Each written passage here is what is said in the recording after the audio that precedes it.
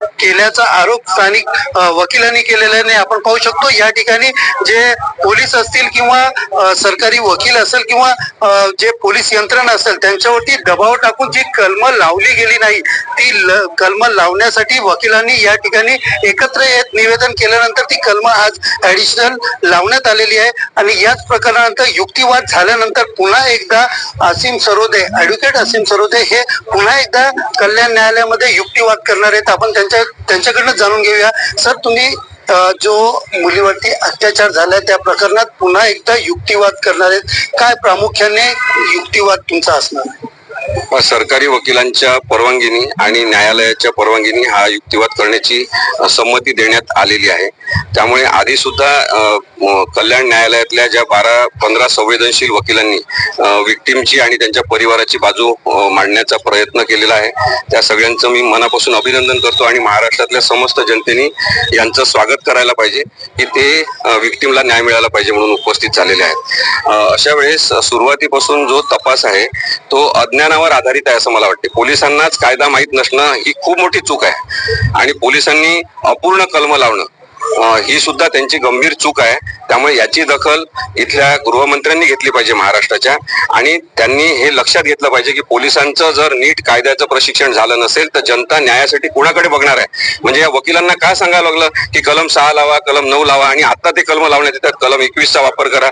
हे वारंवार जे सांगण्यात येत आहे वकिलांकडून, तर मग पोलिसांना तुम्ही ट्रेनिंग का दिलं नाही आणि संवेदनशील का बनवलं नाही. आणि आता हे जे आपले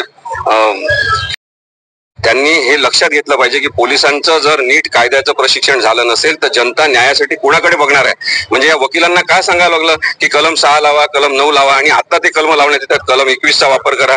हे वारंवार जे सांगण्यात येत आहे वकिलांकडून, तर मग पोलिसांना तुम्ही ट्रेनिंग का दिलं नाही आणि संवेदनशील का बनवलं नाही. आणि आता हे जे आपले कोणते मंत्री आहेत आपले, ते सांगत आहेत की पॅनिक बटन तयार करणार. कोण रे? केसरकर साहेब. दीपक केसरकर म्हणतात की पॅनिक बटन आम्ही देणार सगळ्यांजवळ, ते पॅनिक बटन दाबणार आणि मग सगळी मदत उपलब्ध होणार. तुम्ही पॅनिक बटन केव्हा दाबणार, केव्हा देणार, कोणत्या तंत्रज्ञानाचा वापर तुम्ही करताय. माणसं माणसांना मदत करत नाही आहेत, पोलीस विक्टिमला मदत करत नाही आहेत. न्यायालयाचा प्रतिसाद हा अपूर्ण स्वरूपाचा आहे. अशा वेळेस संपूर्ण महाराष्ट्र पॅनिक झालेला आहे की न्याय मिळेल का म्हणून, आणि तुम्ही पॅनिक बटन आणि तंत्रज्ञानाचा वापर करणार असं सांगता. महाराष्ट्राची दिशाभूल राज्य सरकार मधल्या मंत्र्यांनी करू नये असं माझं स्पष्ट मत आहे. सर, दुसरी गोष्ट पाहायला गेली की ज्या पद्धतीने पोलिसांनी काही वेळ त्यांच्या कुटुंबियांना बाहेर थांबवलं, गुन्हाही देखील दाखल केला नाही, आणि त्यानंतर आज वकील संघटनेने एकत्र येऊन त्याच्यात कलम वाढून दिले आहेत. का नेमकं पोलीस असं करतात, ते त्यांच्यावर दबाव आहे, काय वाटतं तुम्हाला? सुरुवातीला पोलिसांनी हे अज्ञानामुळे केलं असं मला वाटते, आणि आता ते पोलीस राजकीय दबावाखाली वागत आहेत. पोलीस निरपेक्ष असले पाहिजे, न्यायप्रिय असले पाहिजे, आणि त्यांनी फक्त विक्टिमच्या फायद्यासाठी, लोकांना न्याय मिळवून देण्यासाठी काम केलं पाहिजे. ते काम न करता ते राजकीय सोयीसाठी वागत असतील तर त्याच्यावर आमच्यासारख्या अनेक वकिलांचा आक्षेप आहे. दुसरी गोष्ट पाहिली तर आज ज्या पद्धतीने पोलीस कोठडी मागितली जाते, मात्र काही वकील आहेत त्यांच्याकडनं आम्हाला माहिती मिळाली की पोलिसांनी त्यांना पोलीस कोठडी नको, न्यायालयीन कोठडी द्या असं म्हटलेलं आहे. अशा प्रकारची माहिती या ठिकाणी मिळालेली आहे. काय नेमका प्रकार आहे आज, काय युक्तिवादाची माहिती तुमच्यापर्यंत आली? 2 वेळा पोलीस कस्टडी दिलेली आहे आणि त्यांनी तपासात काय प्रोग्रेस केलेला आहे ते समाधानकारकरित्या मांडण्यात आलेलं नाही. त्यामुळे तिसऱ्यांदा त्यांना पोलीस कस्टडी पाहिजे असेल तर हे दिखाऊ स्वरूपाचं ठरू शकते.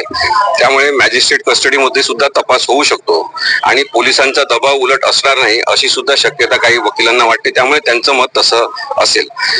मुख्य मुद्दा हा आहे की आरोपींना ज्या पद्धतीने संरक्षण देण्यात येत आहे ते सरकारची प्रतिष्ठा जपण्यासाठी देत आहे, आणि काही ठिकाणी असं चर्चेत आणण्यात आलेलं आहे की तो वेडा आहे किंवा त्याचं डोकं ठिकाणावर नाही, मानसिकरित्या त्याचं संतुलन बिघडलेलं आहे असं म्हणून आताच आरोपीसाठी एक डिफेन्स तयार केला जात आहे.